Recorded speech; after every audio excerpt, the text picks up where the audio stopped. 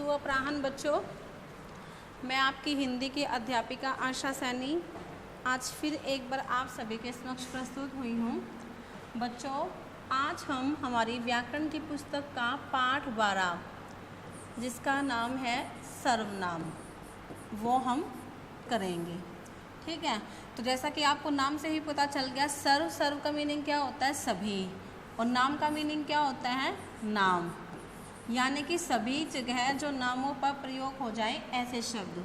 अब मैं आपको एक छोटा सा पहले अनुच्छेद पढ़कर बताती हूँ ताकि आपको समझ में आ जाए। संजय जब खेलकर घर आया तो संजय के पास संजय की माँ को सुनाने के लिए एक बड़ी मज़ेदार बात थी।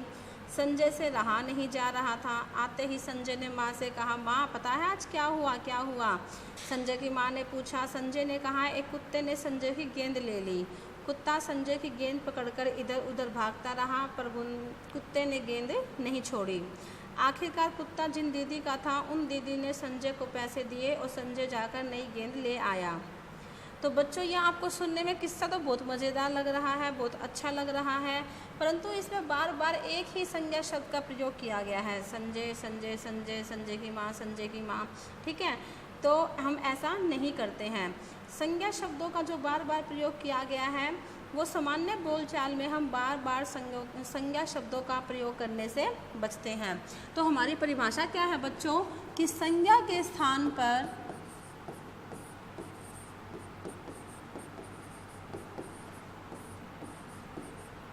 प्रयोग किए जाने वाले शब्द, संज्ञा के स्थान पर आने वाले, हम ये कह सकते हैं आने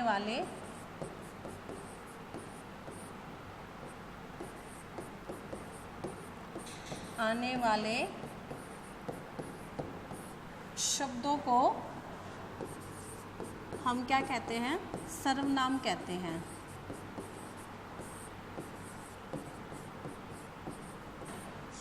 ठीक है, अब मान लो बार बार संजय संजय संजय का नाम आ रहा था तो उसकी जगह हम क्या शब्द प्रयोग कर सकते थे? वह, तुम, तुम्हारा,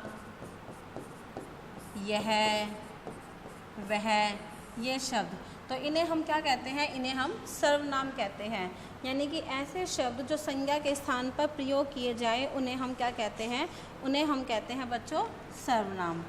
ठीक है, तो सर्वनाम के हम अब चर्चा हम करेंगे, उसके भेद कितने होते हैं। तो बच्चों, सर्वनाम के 6 भेद होते हैं। सबसे पहला है आपका पुरुषवाचक, दूसरा है निश्चयवाचक,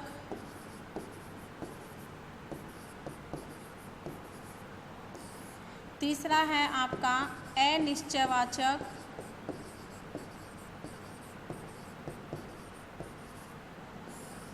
ठीक है। चौथा आपका क्या है? प्रश्नवाचक,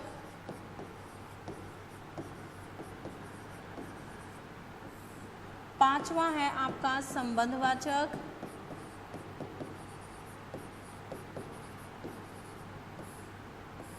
और छठा है आपका निजवाचक। ठीक है बेटा, तो सबसे पहले हम लेंगे आपका पुरुषवाचक सर्वनाम।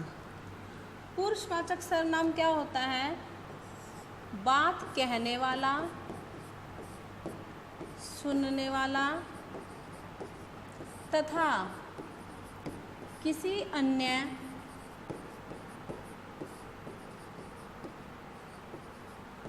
व्यक्ति या वस्तु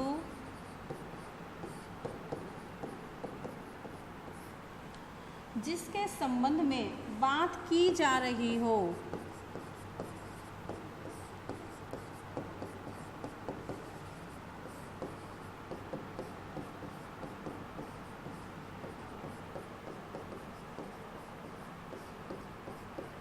उनके लिए प्रयुक्त सर्वनामों को हम क्या कहते हैं? उन्हें हम क्या कहते हैं बेटा? उन्हें हम कहते हैं पुरुषवाचक सर्वनाम।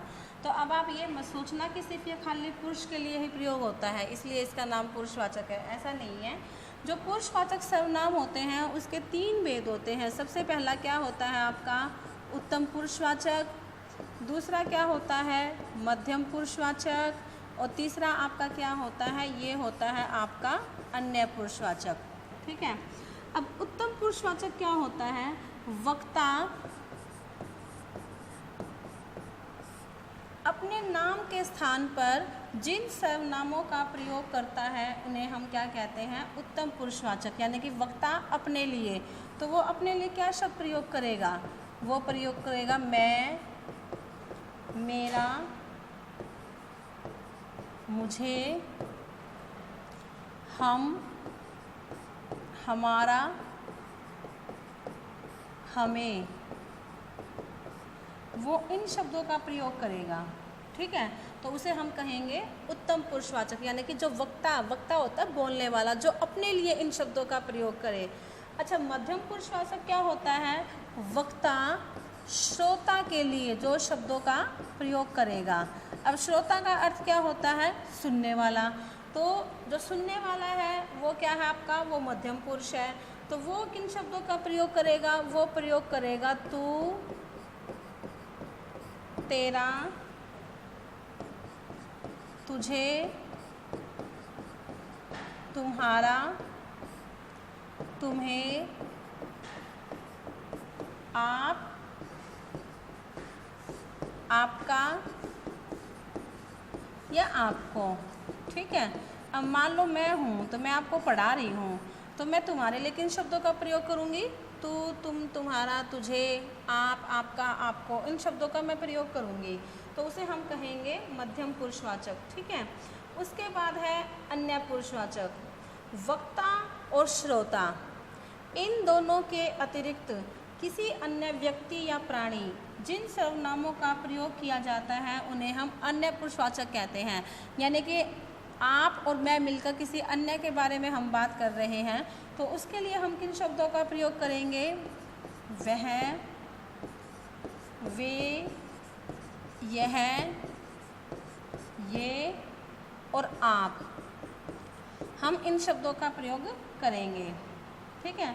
अब आपको इस चीज़ का एक ध्यान रखना है, यहाँ पर क्या ध्यान रखना है, यदि एक ही वाक्य में उत्तम पुरुष, मध्यम पुरुष और अन्य पुरुष तीनों का ही अगर प्रयोग हो जाए तो सबसे पहले हम किसको प्रेफरेंस देंगे, मध्यम पुरुष को, फिर हम किसको देंगे, अन्य पुरुष को, और सबसे लास्ट में फिर आपका क्या आ जाएगा, उत्तम पुरुषवाचक आ जाएगा। ठीक है।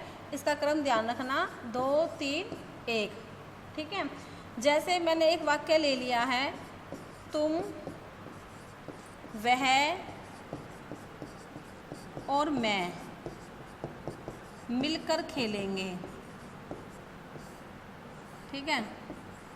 तो सबसे पहले हमने क्या लिया था, मध्यम पुरुषवाचक, फिर हमने क्या लिया है, अन्य पुरुषवाचक, और फिर हमने क्या लिया है, उत्तम पुरुषवाचक। तो मेरे ख्याल से ये आपको समझ में आ गया होगा। इसके बाद हम चलते हैं निश्चयवाचक सर्वनाम की ओर। बहुत ही आसान है निश्चयवाचक सर्वनाम।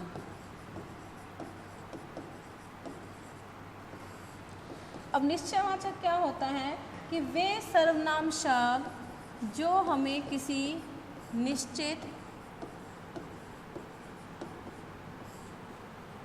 वस्तु या व्यक्ति की ओर संकेत करवाता है, तो उसे हम क्या कहते हैं, उसे हम निश्चयवाचक सर्वनाम कहते हैं।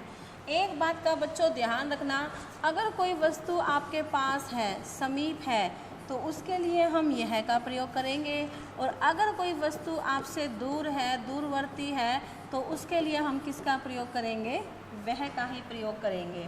ठीक है। जैसे मैं कहूँ कि वह मेरा घर है। ठीक है। तो एक घर है, अब उसने इशारा कर दिया, वो निश्चित वस्तु है और वो पास नहीं है, वो दूर है, तो उसके लिए हमने वह का प्रयोग किया है। मैं कहूँ कि यह मेरी कुर्सी है। अब ये जो कुर्सी है वो मेरे पास है, निश्चित भी है, तो उसके लिए मैंने किसका प्रयोग किया है, यह का। सबसे आसान है ये। उसके बाद है अनिश्चयवाचक सर्वनाम।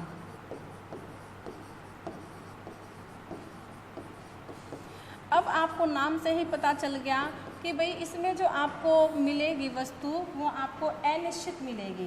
ठीक है। यानी कि वे सर्वनाम शब्द जो किसी व्यक्ति या वस्तु की ओर संकेत तो करते हैं पर उनके बारे में स्पष्ट रूप से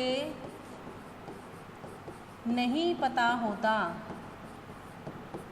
ठीक है, आप उसके बारे में श्योरली नहीं कह सकते हो, तो वो आपको अनिश्चित व्यक्ति या वस्तु की तरफ संकेत करवाएगा। और इनके लिए हम जिन शब्दों का प्रयोग करते हैं वो होता है कोई, कुछ, शायद। अब मान लो मैं ये कहूँ कि शायद आज मेहमान आए, शायद आज मेहमान आए, तो हमें नहीं पता कि जो मेहमान है वो निश्चित तौर पर आएंगे या नहीं आएंगे। ठीक है, अनिश्चित है। मैं ये कहूँ छत पर कोई है, अब हमें नहीं पता छत पर कौन है, कोई मनुष्य है, कोई पशु है, कोई पक्षी है। ठीक है, तो हमें ये अनिश्चित व्यक्ति या वस्तु की तरफ इशारा करवा रहा है, हमें उसके बारे में स्पष्ट रूप से नहीं पता। उसके बाद है आपका प्रश्नवाचक, बहुत ही आसान है और इसका तो आप अपने डेली रूटीन में भी प्रयोग करते हो। तो क्या होता है प्रश्नवाचक? जिन सर्वनाम शब्दों से किसी प्राणी, घटना या वस्तु के प्रश्न का संकेत होता है, यानी कि उनसे प्रश्न किया जाता है, तो उन्हें हम क्या कहते हैं? उन्हें हम कहते हैं प्रश्नवाचक सर्वनाम। ठीक है, और ये इसका साइन होता है। जैसे मैं ये कहूँ कौन आया है, कौन आया है, कहाँ के रहने वाले हो, तो कौन, क्या, कहाँ, कैसे, किधर, कितना, अगर इन शब्दों का प्रयोग किया जाता है तो उन्हें हम क्या कहते हैं बच्चों? उन्हें हम कहते हैं प्रश्नवाचक। अब जो हमारा है वो है संबंधवाचक, ये आपको थोड़ा ध्यान देकर समझना पड़ेगा। ठीक है, अब संबंधवाचक क्या होता है ये आप सुनिए और समझिए। जिस सर्वनाम के द्वारा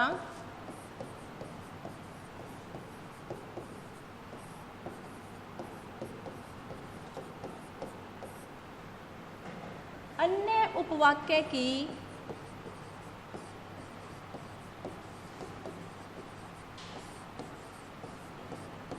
संज्ञा या सर्वनाम के साथ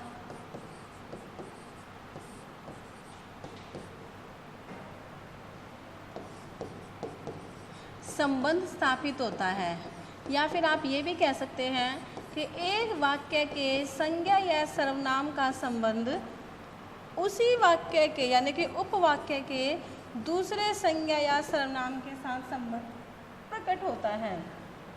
ठीक है, जैसे मान लीजिए मैंने एक उदाहरण लिया है, जो मेहनत करेगा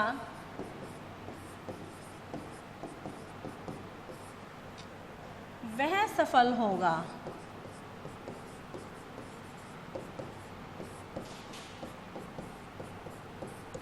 अब हमारा जो है इसका संबंध किसके साथ प्रकट हो रहा है? वह के साथ, और वह आपका क्या है? ये आपका सर्वनाम है। ठीक है, ऐसे ही यह वही लड़का है जो कल घर आया था।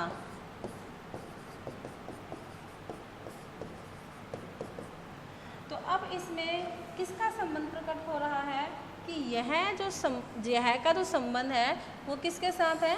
जो के साथ, जो कल घर आया था। ठीक है, तो इसमें संबंध बताया जाएगा। और जो हमारा लास्ट का है बच्चों वो है निजवाचक। निज का अर्थ क्या होता है? अपना। ठीक है, तो जिस सर्वनाम शब्द से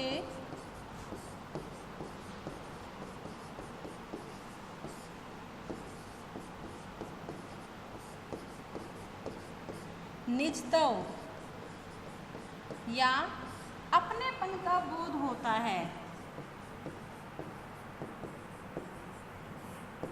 उसे हम क्या कहते हैं? निजवाचक सर्वनाम। और अगर मैं आपको दूसरे शब्दों में कहूँ तो जो कर्ता होता है वो अपने लिए इन शब्दों का प्रयोग करता है, ठीक है। यानी कि काम को करने वाला जो होता है वो अपने लिए इन शब्दों का प्रयोग करता है। और इसमें आपको कौन कौन से शब्द मिलेंगे? स्वयं, अपने आप और खुद, ठीक है। जैसे मैं अपने आप चला जाऊंगा, तो इसमें जो आपका कर्ता है मैं, उसने खुद के लिए इस शब्द का प्रयोग किया है, अपने आप, ठीक है। वह स्वयं कार्य कर लेगा, तो इसमें भी जो आपका कर्ता है उसने खुद के लिए किस शब्द का प्रयोग किया है? स्वयं शब्द का प्रयोग किया है। तो बच्चों ये जो सर्वनाम का चैप्टर है, ये आप ऐसा नहीं है कि आप 8th क्लास में हो गए हो और पहली बार ही कर रहे हो, ऐसा नहीं है। आप ये चैप्टर पहले भी करते आए हो, 2nd, 3rd, 4th क्लास में भी आपने ये किया है, ठीक है। और आपने इसको बखूबी अच्छी तरह समझा भी है। तो अब क्योंकि आप 8th क्लास में हो गए हो तो बस ये है कि थोड़ा जो इसका प्रारूप है वो बदल गया है, वो चेंज हो गया है, ठीक है। तो इसमें ऐसे कोई परेशानी वाली बात नहीं है, बहुत ही आसान चैप्टर है। हम अपने डेली यूज़ में इन शब्दों का प्रयोग करते हैं, संज्ञा का भी प्रयोग करते हैं हम और सर्वनाम शब्दों का भी प्रयोग करते हैं। तो मैं उम्मीद करती हूँ कि आपको यह पाठ समझ में आ गया होगा।